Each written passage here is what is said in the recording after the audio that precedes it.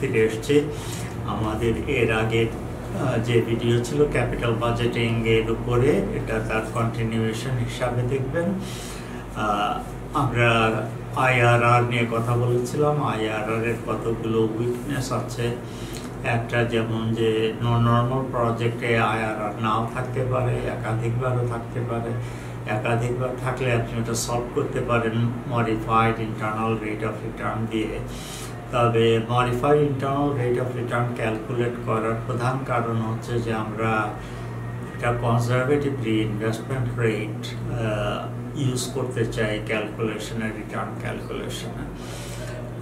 প্রবলেমের মধ্যে আর একটা আছে যে আইআরআর, ছোট প্রজেক্টের আইআরআর অনেক বড় দেখা যায় এবং বড় প্রজেক্টের আইআরআর অনেক ছোট দেখা যায়। আপনার গোল যদি হয় ভ্যালু ক্রিয়েশন, আপনি সেই প্রজেক্টে নেবেন যেটা ভ্যালু ম্যাক্সিমাম হবে।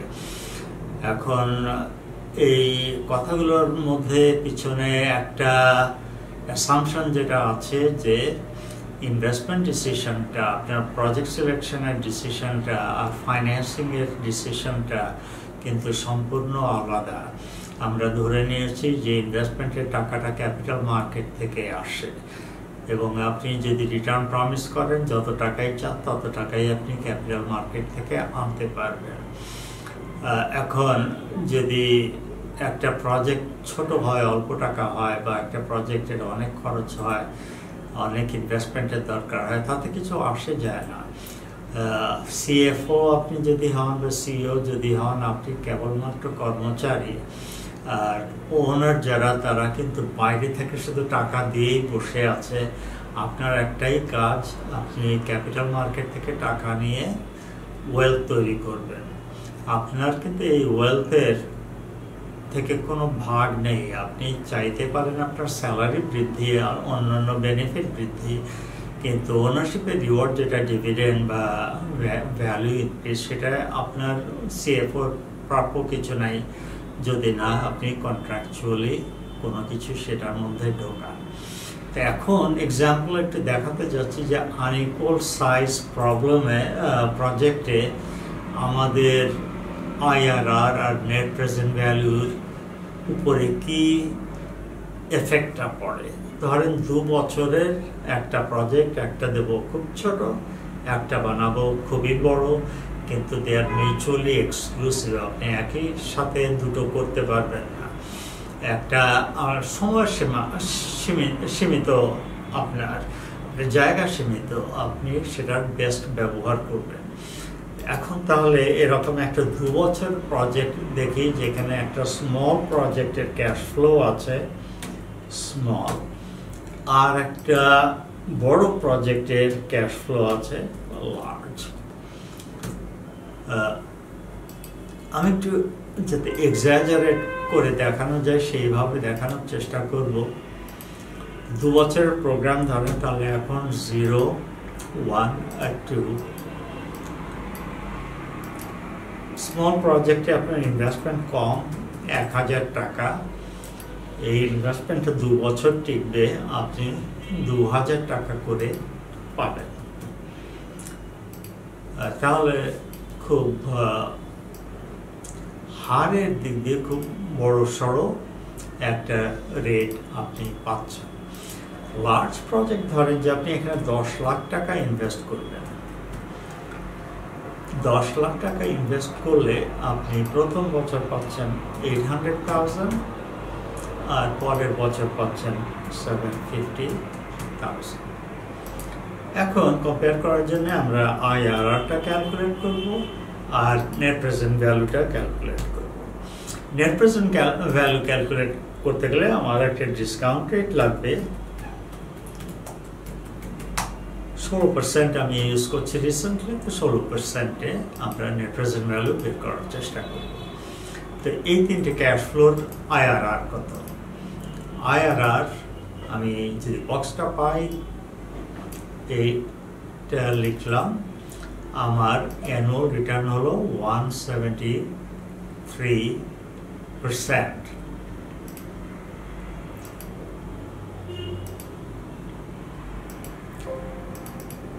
আচ্ছা, আর এটার ক্ষেত্রে কত হলো 35.39%।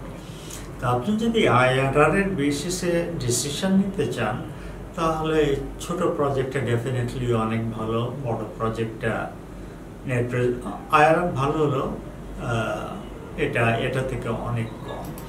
নেট প্রেজেন্ট ভ্যালুটা যদি ক্যালকুলেট করি তাহলে আমরা পাচ্ছি রেটটা হবে আমাদের 16%, আর ভ্যালুগুলো এখান থেকে আমি বাদ দেব 1000 টাকা,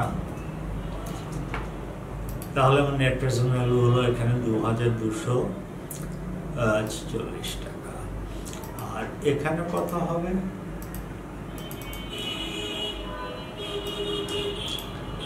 এখানে আমাদের বিয়োগ দিতে হবে 1 লক্ষ টাকা,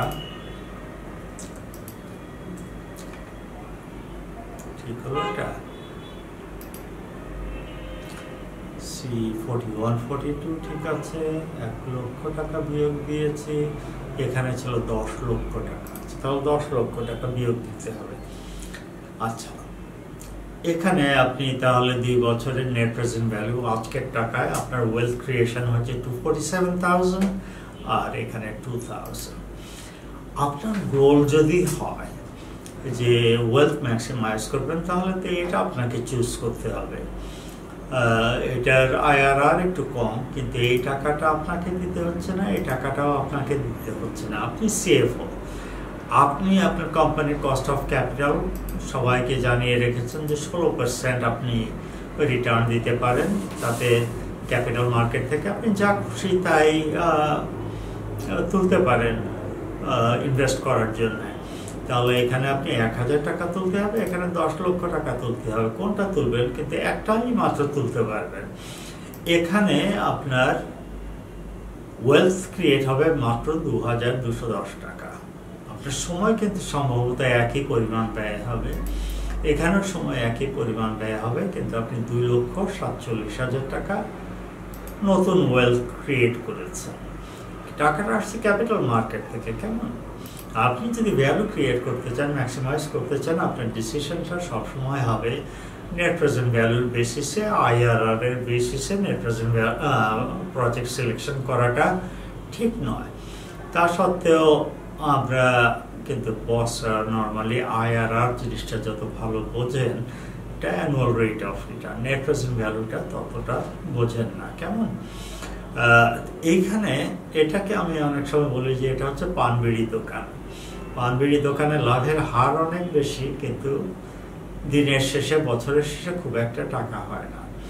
আর এটা হচ্ছে অত্যন্ত ধনী ব্যক্তি, তিনি পার্সেন্টের পিছনে ঘুরবেন না, তিনি জিজ্ঞেস করবেন যে আমার কত টাকা হচ্ছে। চিন্তা করেন বিল গেটসের খুব হাই রেট অফ রিটার্ন দরকার নেই, সে জাস্ট 2% রিটার্ন, 3% রিটার্ন পেলেই খুব খুশি।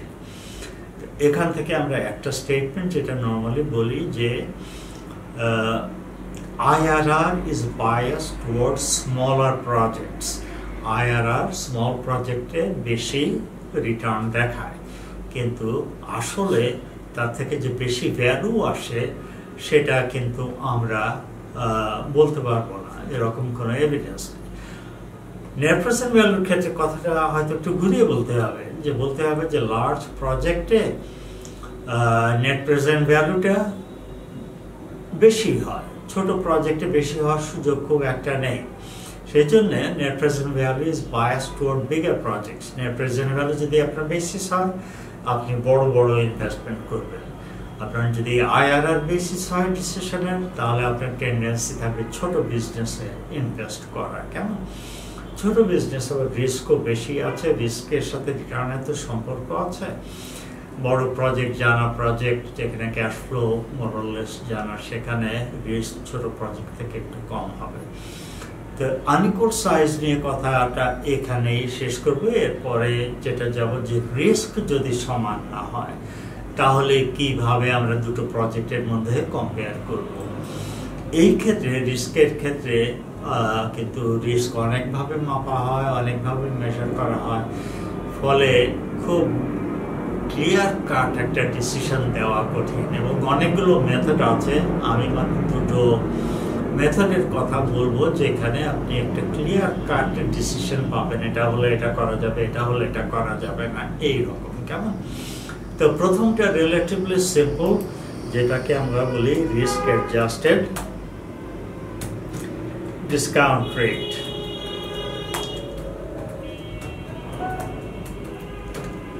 এটাকে অনেক সময় আমি সিম্পলি রেডার বলি, এইভাবে লিখি না। এটা করতে গেলে আইডিয়াটা হচ্ছে যে প্রজেক্টের রিস্ক বেশি সেই প্রজেক্টের রিকোয়ার্ড রিটার্ন বেশি হবে, যে প্রজেক্টের রিস্ক কম সেই প্রজেক্টের রিকোয়ার্ড রিটার্নটা কম দিতে পারি আমরা। তাহলে এই ক্ষেত্রে আপনার প্রথম কাজ, যখন সবাই প্রজেক্ট ইভ্যালুয়েশন করবে, প্রথম কাজ হবে যে সবগুলো প্রজেক্টে কয়েকটা গ্রুপে ভাগ করতে হবে। নর্মালি আমরা 3টা বা 5টা গ্রুপের কথা ভেবে থাকি।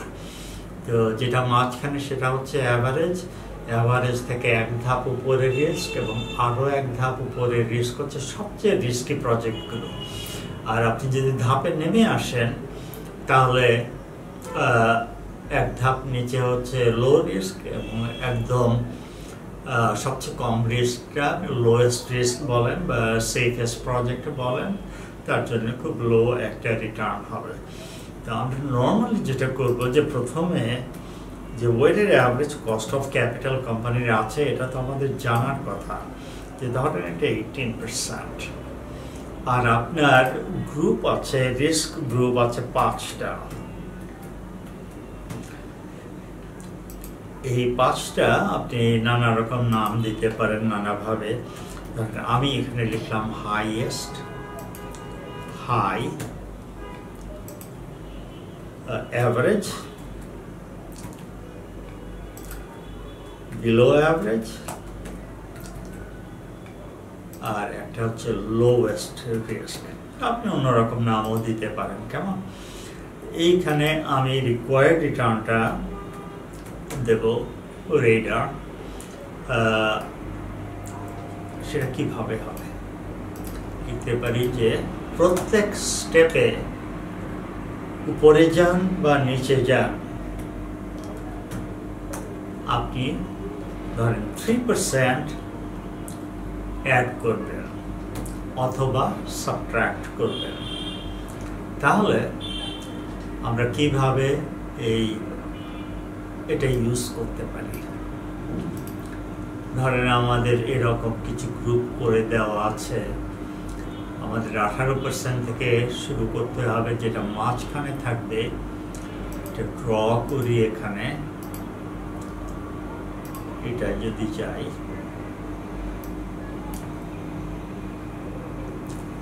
কাজ করি, এখানে অন্য জায়গা আছে, এরকম করি। এখানে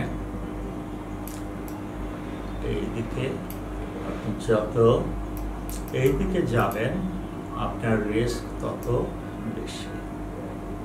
এটা হচ্ছে রিস্ক। এই রিস্ক গ্রুপে আপনি কিভাবে প্রজেক্ট এই গ্রুপে ফেলবেন, এটা জাজমেন্টাল। এটা আপনি নিজে থেকেই ডিসাইড করবেন যে এটা কত হওয়া উচিত। আর এটা হচ্ছে রিটার্ন, আমরা এই ক্লাসিফিকেশন থেকে ঠিক করব যে রিটার্নটা কত হওয়া উচিত। সেটা নির্ভর করবে আপনার প্রজেক্টটা কোন গ্রুপের মধ্যে পড়ছে। আমরা যদি দেখি যে ক্যাপিটাল অ্যাসেট প্রাইসিং এর মতো যদি চিন্তা করি, তাহলে জিরো রিস্ক থাকলে এই পরিমাণ রিটার্ন হবে, রিস্ক যত বাড়বে রিটার্ন তত বেশি হবে। তাহলে আমরা রিস্ক যদি একদম ছোট ছোট ভাগে ভাগ করতে পারতাম, তাহলে এই লাইনটা কাজে লাগতো। কিন্তু আমরা যখন সেটা ঠিক জানি না, একটু ধরেন রেড কালারে যাই, তখন এটা থেকে বেরিয়ে গেল। ধরেন যে এইটা, এই পার্টিকুলার পয়েন্টটা হচ্ছে অ্যাভারেজ। কেমন? তাহলে এক স্টেজ এইদিকে হচ্ছে অ্যাবাভ অ্যাভারেজ। আমরা কি অ্যাবাভ অ্যাভারেজ বলেছি? আমরা বলেছি অ্যাভারেজ হাই। এইটা হবে তাহলে হাই, সবচেয়ে বেশি রিস্ক আমার এটা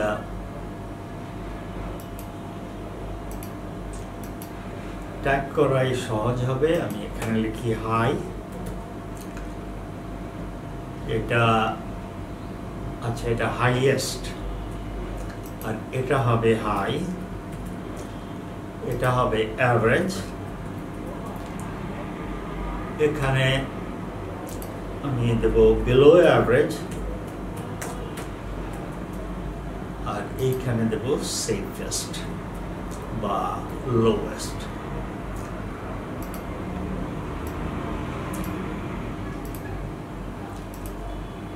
এখানে তাহলে আমি একটু মার্ক করতে চাই এগুলো। এইখানে আছে বিলো অ্যাভারেজ, এইখানে আছে সেফেস্ট প্রজেক্ট।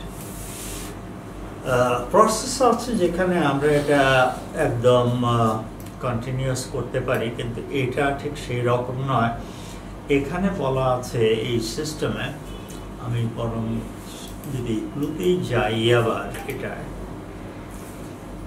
অ্যাভারেজ প্রজেক্টের জন্য আমার রিকোয়ার্ড রিটার্ন হচ্ছে এইটা।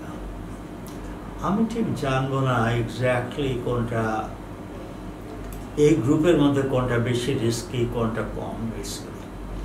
এইটা হবে required return for above average group, আর হাইয়েস্ট গ্রুপের জন্য রিকোয়ার্ড রিটার্ন হবে এইটা।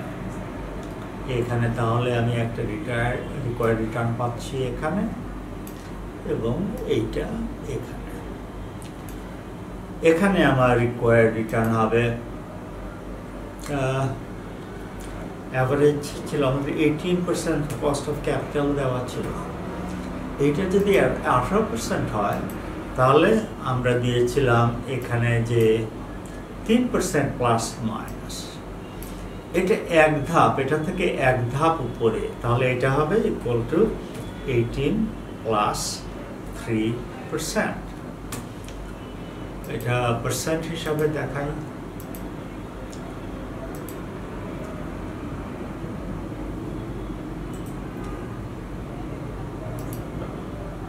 সে যে ক্যালকুলেশন করে সেই ক্যালকুলেশন হিসাবে আমাকে তাহলে এইভাবে লিখতে হচ্ছে 21%, আর এটা হবে 24%, 21 প্লাস 3%।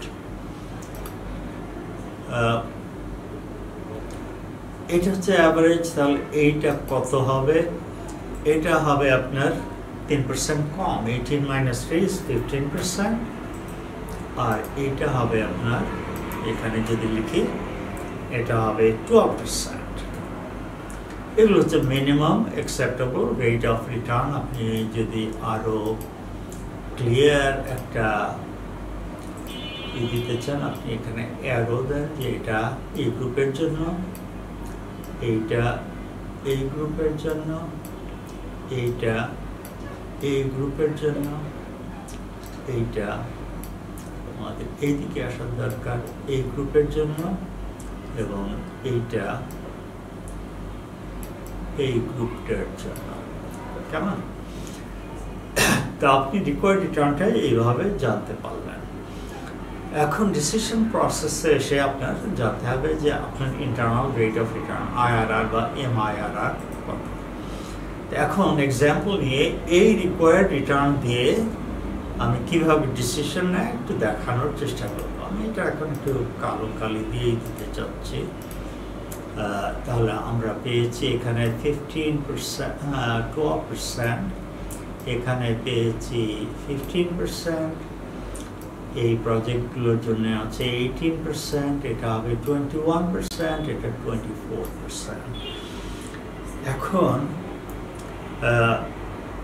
আপনি হয়তো এই বছরের জন্য প্রজেক্টের ইভ্যালুয়েশন আর রিস্ক ক্যাটেগরি আইডেন্টিফাই করেছেন।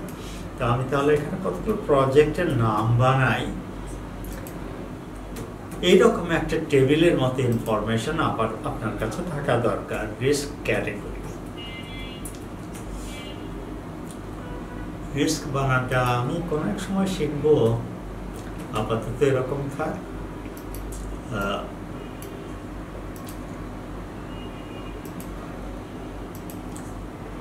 কয়েকটা হাইপোথেটিক্যাল প্রজেক্ট বানাই, ধরেন এগুলোর নাম দিলাম প্রজেক্ট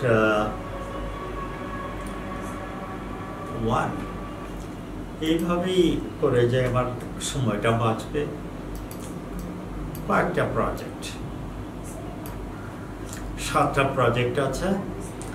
একটা প্রজেক্টের IRR কেউ ক্যালকুলেট করে দিয়েছে, এখানে 28%, এগুলো সবই পার্সেন্ট, কেমন 28%। এটা ধরেন 16%, এখানে একটা আছে 8%, এখানে একটা আছে 18%, এখানে একটা আছে 20%, এখানে একটা 16%, এখানে ধরেন একটা 15%। আরো ধরার মধ্যে যেটা আছে যে টাকা নিয়ে এখন কোনো চিন্তার কিছু নেই, সেটা পরের ব্যাপার, সেটা আলাদা ব্যাপার, কেমন। আমাদের রিস্ক ক্যাটাগরিতে আমরা পেয়েছি সবচেয়ে ছোট 12 আর সবচেয়ে বেশি 24।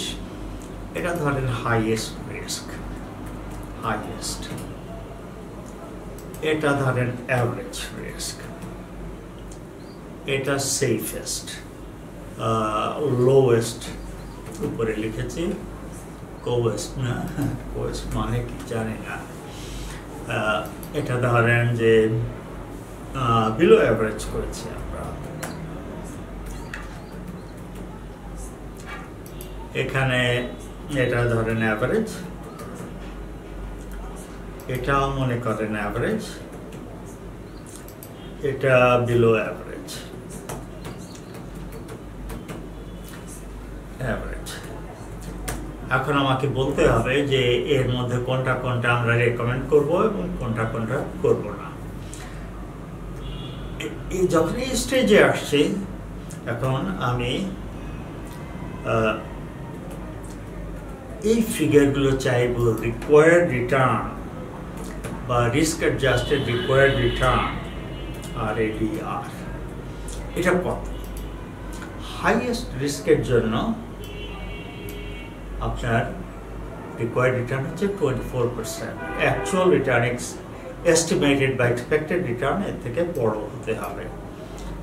তো এইটা হাইয়েস্ট রিটার্ন, তাহলে আপনার রিকোয়ার্ড রিটার্ন হচ্ছে 40%। অ্যাভারেজ হবে 18%, লোয়েস্ট হবে 18 -3 কারণ 2 ধাপ নিচে এটা। বিলো অ্যাভারেজ হবে 18 -3, অ্যাভারেজ অবশ্যই 18। এগুলো সব পার্সেন্ট না দিলে আবার 12,000 দিয়ে দেবে। এটা 15%, এটা 18%, এটাও 18%, আর এইটা হবে আপনার যে বিলো অ্যাভারেজ, এটা হবে 0.18 -0.03। একটা ইকুয়াল সাইন না দিলে এটা পার্সেন্টে দেখাবে না। তো আমি এখন রিকোয়ার্ড রিটার্নটা পেলাম। আমাদের ক্যাপিটাল বাজেটিংয়ে অ্যাকসেপ্ট রিজেক্ট রুল হচ্ছে যে IRRটা রিকোয়ার্ড রিটার্ন থেকে বেশি হতে হবে, তাহলে আমরা প্রজেক্ট রেকমেন্ড করব। IRR যদি রিকোয়ার্ড রিটার্ন থেকে কম হয় তাহলে আমরা প্রজেক্ট রিজেক্ট করব, আমরা এটা রেকমেন্ড করব না। তাহলে এখানে আমি লিখি রেকমেন্ডেশন ইয়েস অর নো, এটা হবে কেমন। তো এইখানে যা আছে সেটা এর থেকে বড় হতে হবে, তাহলে এটা ইয়েস, না হলে নো। তাহলে এইটা IRR 28 higher than this will recommend this project। এইটা আমরা রিজেক্ট করব কারণ রিকোয়ার্ড রিটার্ন 18 কিন্তু এক্সপেক্টেড রিটার্ন হচ্ছে 16। এটাও আমরা রিজেক্ট করব। এইটা এক্সপেক্টেড রিটার্ন 18, রিকোয়ার্ড রিটার্ন 15, এটা আমরা অ্যাকসেপ্ট করব। এটা এক্সপেক্টেড রিটার্ন 20 আর average return required return 18, so এটাও আমরা অ্যাকসেপ্ট করব। এটা আমরা রিজেক্ট করব। আমাদের এক্সপেক্টেড রিটার্ন 16, কিন্তু আমাদের মিনিমাম 18% পাওয়া দরকার, এটা নো। এইটা নিয়ে কি করব যে সমান হলো, আমরা সিম্পলি বলবো যে উই আর নিউট্রাল। এটা বসের হাতে ছেড়ে দেন, তারা করবে কি করবে না, কেমন? এটা ইনডিফারেন্টও বলতে পারেন, আমি কেয়ার করি না, আপনি এটা চুজ করবেন কি না, কেমন? এইগুলো আপনি এরকম একটা চার্টে দেখাতে পারেন যে কোনটা এই ইসের উপরে আছে এবং কোনটা নিচে আছে। আমাদের অ্যাবাভ অ্যাভারেজ কটা আছে? অ্যাভারেজ, হাইয়েস্ট, অ্যাবাভ অ্যাভারেজ একটাও দেয়নি এখানে। বিলো অ্যাভারেজ দুটা আছে, এই একটা আছে নিউট্রাল যেটা একদম উপরে, আর একটা আছে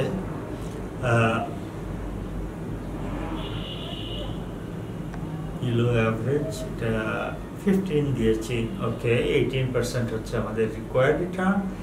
এই যে এটার প্লটটা হয়েছে যদি লালটা হয়, হয়তো রিকোয়ার্ড রিটার্ন ছিল 15, আপনি পাচ্ছেন 18, এটা হচ্ছে আপনার সেই পার্টিকুলার প্রজেক্ট, কেমন? তো আমরা এইভাবে রিস্ক অ্যাডজাস্টেড ডিসকাউন্ট রেটটা ডিসিশনটা নিয়ে থাকি। তাহলে প্রসেসটাকে আরেকবার একটু সামারাইজ করি। প্রথমে তো আপনাকে সবগুলো প্রজেক্ট আর তার IRR নেট প্রেজেন্ট ভ্যালু দেওয়া হবে। আপনি জানতে চাইবেন বা কাউকে দায়িত্ব দেবেন এই প্রজেক্টগুলোকে আপনি 5টা রিস্ক ক্যাটাগরিতে ক্লাসিফাই করবেন, কোনটা কোন ক্যাটাগরিতে পড়ে। আপনাদের এই পলিসিটা জানতে হবে যে অ্যাডজাস্টমেন্টটা অ্যাভারেজ থেকে প্লাস মাইনাস কত, সেটা যখন জানবেন তখন আপনি রিস্ক অ্যাডজাস্টেড ডিসকাউন্ট রেটটা বের করতে পারবেন। তারপরে আপনার কম্পেয়ার করতে হবে এই কলামের সাথে এই কলাম। এই কলামটা যদি এর থেকে বেশি হয় তাহলে আমরা রেকমেন্ড করব, এইখানে IRR যদি এটা থেকে করেসপন্ডিং নাম্বার থেকে কম থাকে তাহলে আমরা রিজেক্ট করব। যদি সমান সমান হয় তাহলে বলবো যে আমরা ইনডিফারেন্ট, আপনার যা খুশি তাই করেন। এইটা হচ্ছে রিস্ক। যদি ভ্যারি করে তাহলে আমরা কিভাবে প্রজেক্টগুলোকে অ্যাকসেপ্ট রিজেক্ট এই দুই গ্রুপে ভাগ করতে পারি। আপাতত তাহলে এটা শেষ। আমার ছোট আর একটা এক্সটেনশন থাকবে এটারই পরবর্তী ভিডিওতে।